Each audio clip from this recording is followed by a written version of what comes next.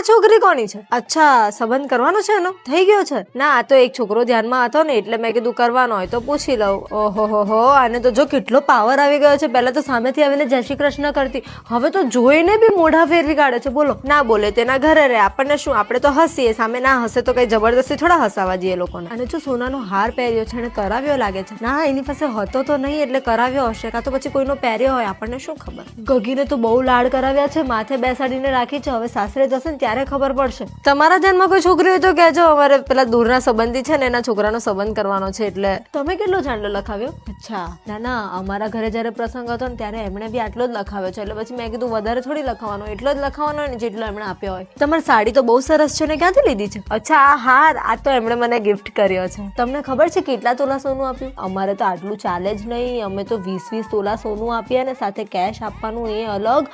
અને છે ને નમૂના તો તમે જુઓ એટલે એમ થાય આ